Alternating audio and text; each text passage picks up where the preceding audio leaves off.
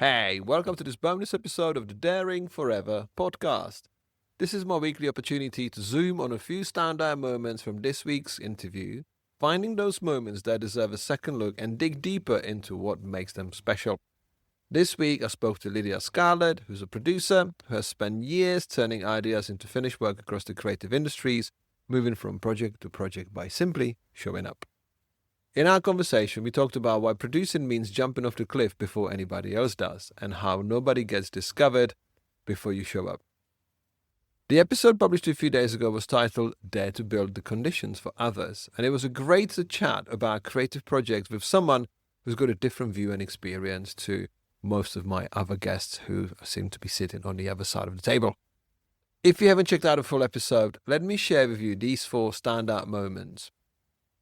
Yeah, I love building the conditions for other people, artists to dare, right? I think that's probably my daring aspect because people think that being a producer is being in the safe seat. No, it's actually jumping off the cliff first.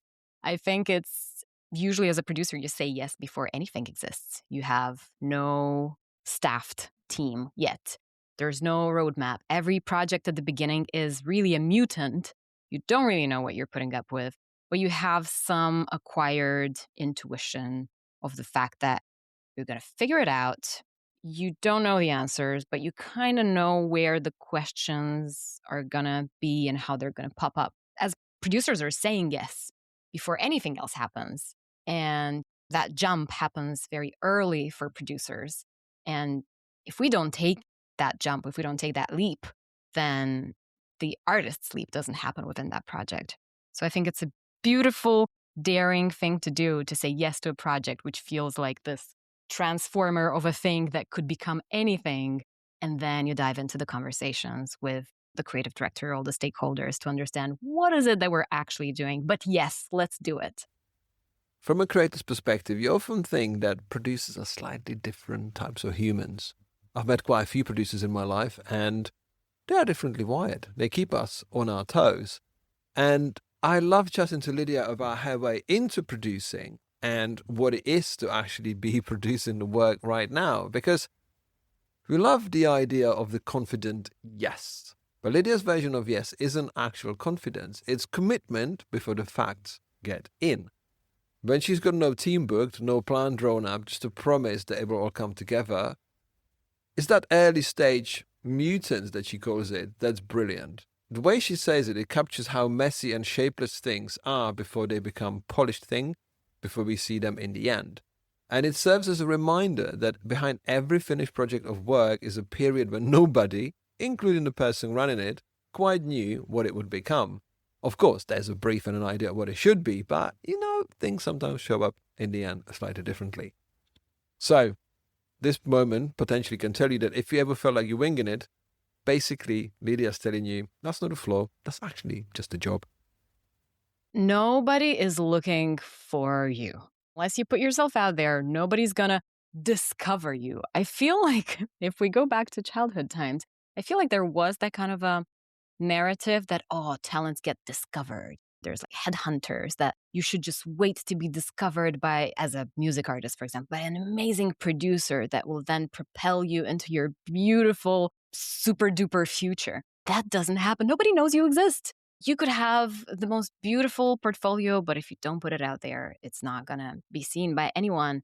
And at the same time, you can lack a beautiful portfolio and be very seen by people just because you show up, you join the conversations, you're someone people may want to work with. I've done that countless of times. I've given opportunities to artists who do not have portfolios just because I feel that they have that desire, which you cannot buy with anything, and that they're jumping at the opportunity. And when they're jumping at the opportunity, they're like, let me prove to you that I can do a great job. And I'm like, all right, you got my attention. You got my attention. Let's do it. And I've seen amazing projects when social media management company did the craziest, beautiful looking 3D designs, like surreal 3D designs. I'm like, wow, that was not exactly part of your about section on your website, but I'm happy that this opportunity presented. in front of you and they performed. This is one of these moments that dismantles the do the great work and you'll get noticed myth. I've seen people forever sort of sitting on Twitters and Instagram saying, hey, I've just put my work on Behance and I've got my work on Dribble and I've got my work there and I'm waiting for anyone to get in touch. And I'm thinking, it's like opening a shop round a corner on a busy high street and hoping that the traffic will show up because you're doing exactly the same thing as everybody else.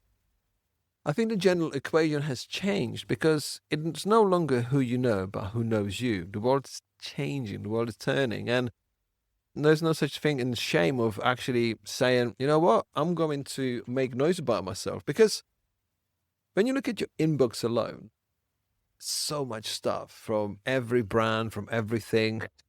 I'm simplifying here, but people who are established, multinational corporations are sending marketing emails every day, every night. And it's landed in your inbox. They are bombarding you with digital ads. They are telling you, this is what we are. You know us, but this is who we are. This is what we do.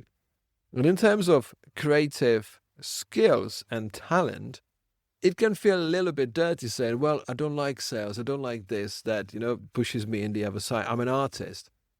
Well, you can stay being an artist, but maybe slightly poor artist, because it's the people who might be average in what they do, but they're very good at sales. And you can look at the number of design influencers these days who got great following. They're making money off affiliate marketing. Let's be honest, very average designers, but they're savvy. Let's be honest to that. That's their skill, that's their talent, because they are showing up in places where others don't, doing the thing that you might not want to do. But if you want to do the thing that you do want to do, you got to tell people about it. So in Lydia's case, she was just basically reiterating the same thing, saying, you got to show up, you got to find your people, your opportunities. She was talking about how she found work through a motionographer, going to off festival, and not waiting to be spotted. That's one of the ways to get seen. Because the whole moment here, think about it, sort of visibility is an active choice rather than reward for talent. It's a genuine advice to say, keep showing up, and keep telling people about what you can do and what you want to do. Because in my history of not employing people in my business, I've always employed and commissioned those that were not potentially the most talented, but it was the ones who never went away. I want to show that I understand, I get where they're coming from. And at first, in my first years in this craft, I was afraid to ask questions because I thought that suggests that I may not know the answers. And the longer I'm in this, the more I understand that you gotta ask all the questions, even if the questions are stupid. If it helps, put a disclaimer out there saying, I'm gonna ask some obvious questions, but do ask the questions because 80% of the times you may think that the answer may be A, but the answer is actually F. And nobody appreciates it when a question is not asked at the right time. You asking questions about a specific project or about a specific need actually shows that you're thoughtful and care and you're anticipating things that can be answered early in the process rather than coming back to them at the end where it's like, oh, wait, that's what we were supposed to do? We cannot read people's minds. If we say, think of an apple, you may think of a red one. I will probably think of the logo of the apple. We're in separate thinking territories, even if the questions seem obvious. But I love putting all the questions out there. You never know how they may not even have the answers at that time about the most obvious things to put on the table. I have realized that this season of the podcast, titled Daring Forever, is just about questions. It's questions, questions, questions. Last week, I talked to Dan Budger about daring to ask for what you want. If you keep asking, you keep getting. And in Lydia's case, it's about finding the outcomes that are hiding potentially sometimes in plain sight. Because there's no such thing as a wrong question. I think it might be the people mentioned in a previous moment who are potentially too scared to show up. Sometimes are people too scared to actually ask the question and see if that might make them look a bit weaker. But questions is what drives us forward, because we find that people who might possess the answers don't always know the full truth or the full scope of the answer. And this is where we find the hidden meaning, the hidden answers, the hidden things that needs to be unearthed and found. So I love Lydia's moment here when she's talking about, you think the answer is A, but it's actually F. And I think what makes it most comforting And liberating is to realizing that, you know what, let me look for every possible option, because, if the F is what I thought was an A, what a fantastic way to solve a problem. We iterate previews. Instead of rolling into Pinterest boards, we roll into prompted images that we prompt, and we see tick, tick, tick, tick, tick, tick, tick. So as curators and as art directors and as creative directors, it's a faster way to get to the initial stage of the actual production. I've seen that being used extensively around studios. I've seen tech leads using AI to make some of their processes faster, but it's not something that you can just hop on into a browser and prompt and get it done. It's still node-based formulations to make your 3D pipeline, for example, work faster. I'm curious. I'm very curious about where this all is going to go.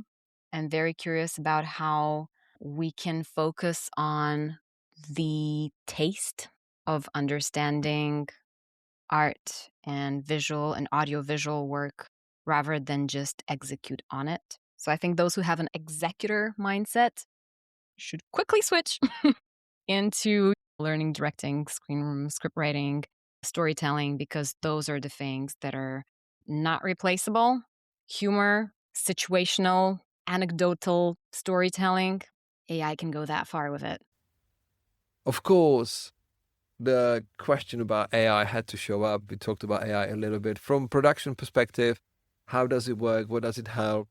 Because Lidia works with my previous guest, Tim Thompson, who says, you know what? In some cases, some of my studio clients, they get maximum benefit of working with AI because some of the tooling is enable them to use AI from the production perspective, from boosting productivity, boosting the output.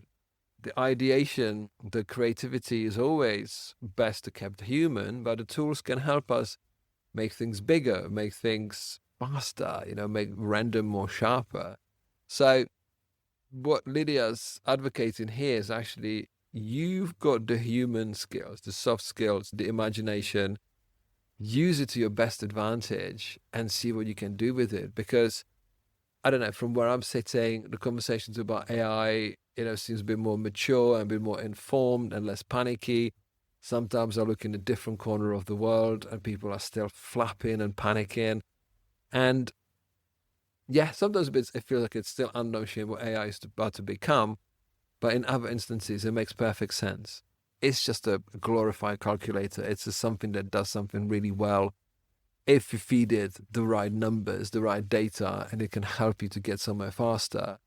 But where I'm sitting, in any possible way, it's a great tool in, getting the extra 10% or 20% on top of what you already have. But if you've been running a business that's based on ideas, relationships, client, relationships, you've got a job for life, because there's always a way to find an idea or a way to collaborate with real humans on real stuff that humans actually need. And AI is just a buzzword and a tool that is just on the peripherals unless you allow it to take over your mind.